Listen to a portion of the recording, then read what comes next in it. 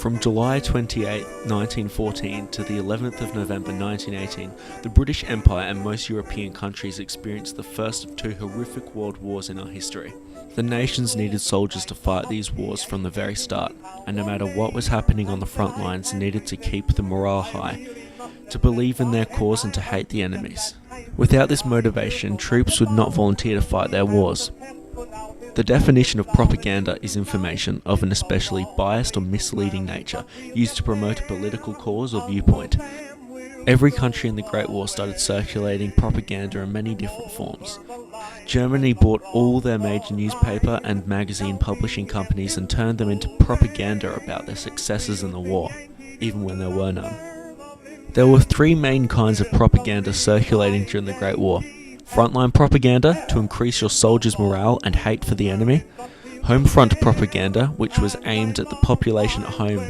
And foreign propaganda, which was designed to counter enemies' propaganda. As televisions and radios were not invented until much later, the only real way to communicate with the public was through newspapers and posters. Although there were still recorded propagandas used in the First World War, these were mainly shown in movie theatres. The aim of most propaganda was to create hatred for the enemy, sometimes even dehumanize them, and maintain a strong support base for your country. A great example of dehumanizing the enemy is this piece of work created by H.R. Hobbs in 1917 for the US Army. What Hobbs had successfully done in this poster is portray the enemy as a monster.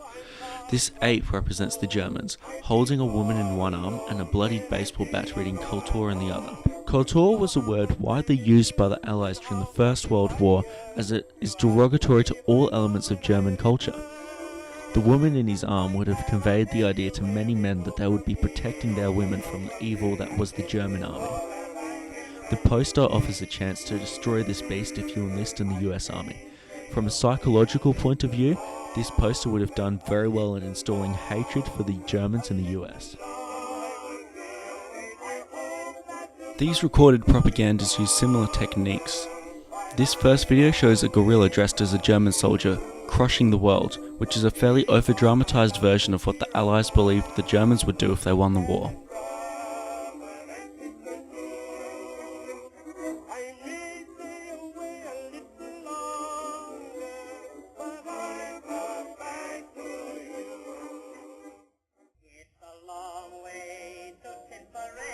This one pictures two German soldiers beating a girl and her baby, and then laughing.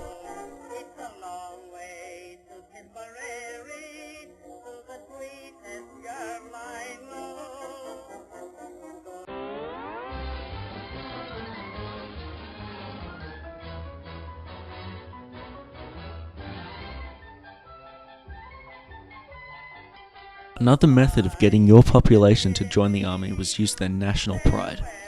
This propaganda was created for the front cover of the London Opinion, a British magazine that published from 1903 to 1954. The poster has Lord Kitchener pointing his finger at you.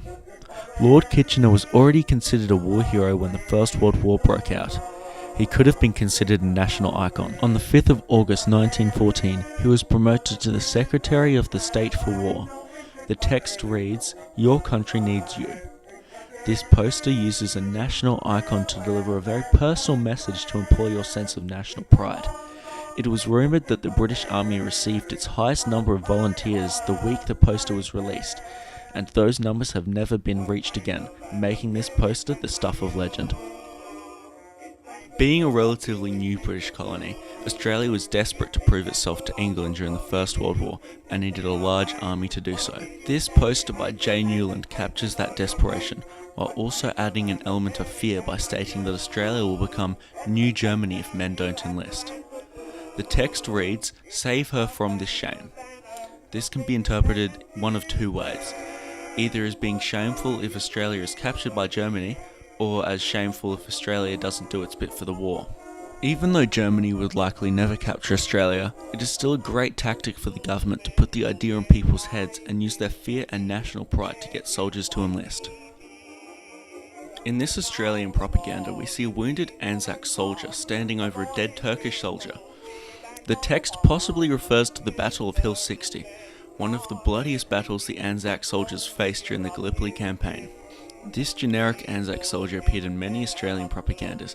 His injuries were similar to what real soldiers would have had and would have helped add an element of reality to the character. This propaganda was one of many posters designed by Harry J. Weston in this art style. The relation to the well-known battle would have helped convince people at home to finally join the army and help out after the hard work had been done. This poster by Arthur Wardle features a pride of lions, the large lion on the rock being an old lion, while the others being the young lions. The text signifies the importance that you should answer the call because the Empire needs men. The comparison to lions creates the image in young people's heads that they are strong, and that the military needs them. The link between the Empire and the Lions would also give the impression that their army is much stronger than the enemy's, and that they will crush Germany, which is exactly what the Allied armies would want their recruits to think. The military used a wide range of tactics to recruit young men to fight their wars, ranging from using their patriotism against them to employing psychological techniques to manipulate their nation into despising the enemy. The military would go to any length to rope in the men they needed to wage war.